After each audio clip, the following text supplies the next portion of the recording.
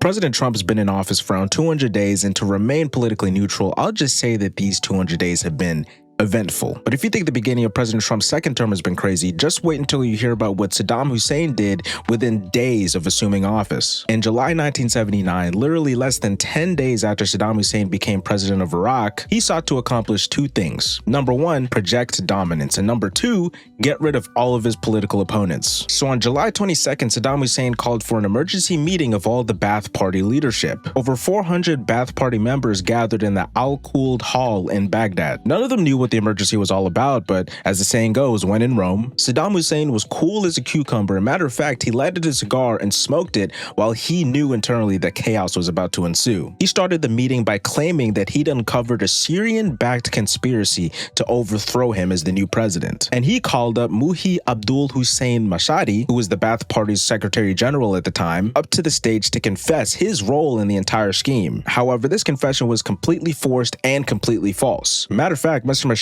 only agreed to give this confession after enduring God knows how many hours or days of torture, on top of Saddam Hussein threatening the lives of his wife and his daughter. So, after Mr. Mashadi's confession, Saddam Hussein proceeded to read out a list of 68 names of people that were present in the audience, Ba'ath Party members who were accused of treason. If your name was called, you were instructed to stand up, chant the party's mantra, and silently leave the room to face an unknown fate that was probably not ideal. As you can guess, this was a nerve-wracking time for everybody in the audience. I can only imagine how nervous you are, waiting to hear who in the audience is going to get killed, knowing that your name could be next. Matter of fact, after Saddam Hussein finished reading the names on the list, everybody left inside of the audience in the chamber, celebrated, and even cried tears of joy, thanking God that they weren't next to be executed. However, for the 68 people who were called, who, mind you, were probably innocent of the crimes that they were accused of, but were falsely accused of those crimes to get rid of them for political expediency for Saddam Hussein to maintain power, they were given swift and secret trials. A few of them were acquitted, most of them were sent to prison,